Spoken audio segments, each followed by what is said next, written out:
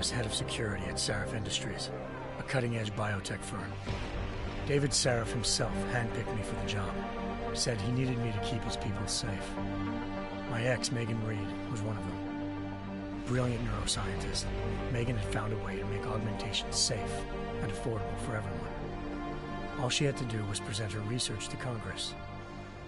But the night before her big meeting, my security measures failed.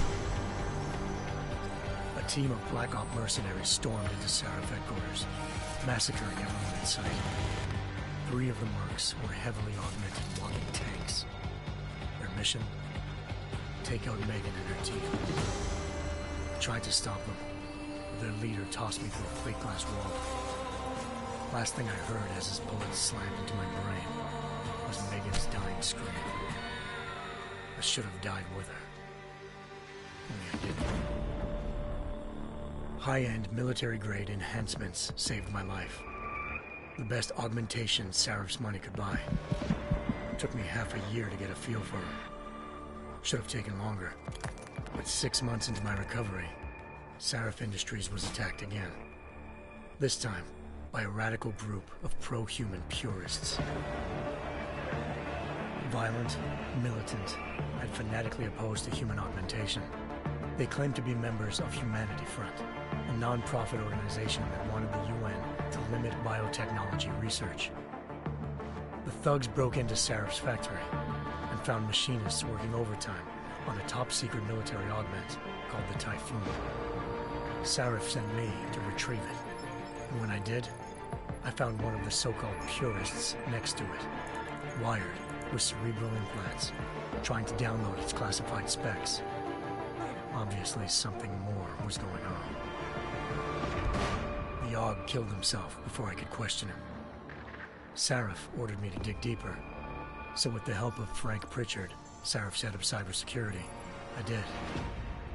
Turns out a second hacker had been controlling the AUG's actions from somewhere off-site.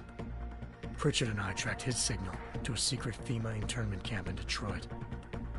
The Black Op mercenaries were there. The same mercs who'd left me for dead 6 months before. Figured they'd try again when they saw me. It wasn't so easy for them this time. I took out the tank named Barrett, even got him to give me a new lead. A penthouse apartment in China. Of course, we both knew it would be a trap in the end.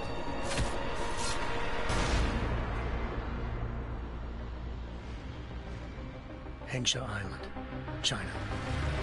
Home to a city so crowded, they had to build a second city on top of it. Trying to find clues in Hengsha wouldn't be easy. Lucky for me, I wasn't alone. Farida Malik, Sarif Industries' ace pilot, had lived in Hengsha before. A good person to have on your side. She knew enough about the place to get me around. Malik dropped me in the lower city, close to the penthouse Barrett had told me about. Bell Tower Associates, a private security firm under contract to the Chinese government, had agents tossing the suite when I arrived. Just not for the reason I'd been expecting. Turns out the man who lived there was a criminal hacker named Van Bruggen. The same hacker who'd been remotely controlling the AUG in Sarif's factory. Van Bruggen's panicked decision to force the man to commit suicide had been a mistake. Now his mercenary partners were gunning for him, and I needed to find him before they did. Locating Van Bruggen meant playing nice with the Triads, Hengsha's organized crime lords. They had the hacker holed up inside a low-rent capsule hotel. By the time I found him, Van Bruggen had no qualms giving up the woman who hired him. Zhao Yunru, president of the Taiyang Medical Corporation. According to Van Bruggen, Zhao wanted to monopolize the augmentation industry and had hired Black Op mercenaries to destabilize her competition. Sarif Industries was at the top of her list. To prove this, I needed to get inside TYM and grab a surveillance hologram off a server. I suspected Van Bruggen was hiding something when he told me this, but nothing could have prepared me for what I saw. Megan wasn't dead. She and her 4 best researchers had been kidnapped, spirited away somewhere while their kidnappers made it look like they were dead. Desperate to learn more, I confronted Zhao in her penthouse. She claimed to be a pawn in a bigger plan, and hinted at a group so powerful it controlled global interests at a whim. Then she slipped into a panic room and hit the alarm, forcing me to make a very quick exit. I figured Zhao was lying, but part of her confession made sense. David Sarif had been worried about his people. So worried, he'd required all of them to have subdermal locator devices surgically implanted.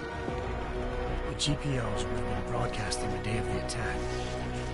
But Zhao said a single call to Picus, the world's leader in global 24-hour satellite news, had turned those signals off. I needed to fly to Picus headquarters in Montreal if I wanted to learn more.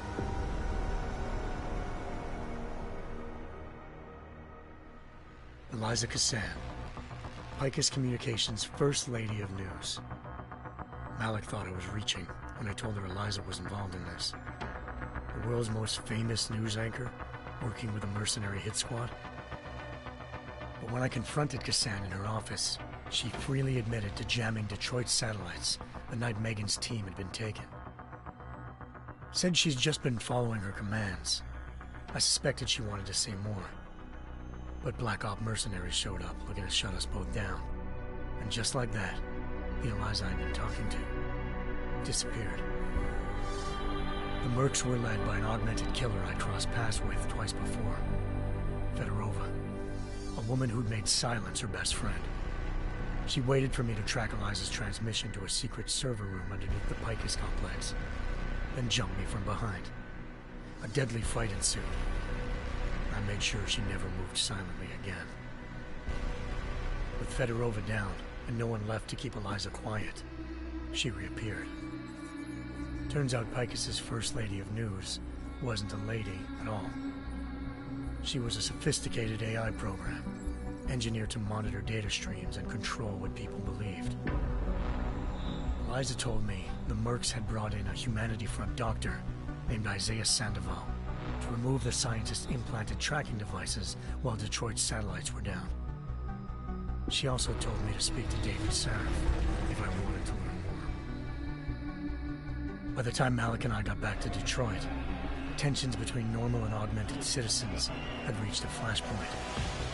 Riots were breaking out in several cities, and the UN was being urged to intervene. Sarif was trying hard to convince Hugh Darrow, the inventor-turned-philanthropist who'd once been a leading proponent of enhancement technologies, to help stop a possible regulatory vote. Sarif had a lot riding on Darrow. Megan's discovery would have given millions of people the chance to evolve beyond their normal human abilities, and at the same time catapulted Sarif Industries to the top of the Fortune 500. According to Sarif, Megan's kidnappers knew this, and didn't want people evolving unless they controlled how it was done. He called his enemies Illuminati, and urged me to keep searching. Determined to do so, I tracked down Sandoval via America's most outspoken augmentation opponent, Bill Taggart, Sandoval's boss and founder of Humanity Front. Sandoval admitted to operating on Megan's team when I confronted him, but said he hadn't removed their GPLs. He'd merely switched them to a different frequency. Pritchard was able to trace one of the signals to China. Malik and I immediately took off in pursuit. Unfortunately, the Illuminati were one step ahead.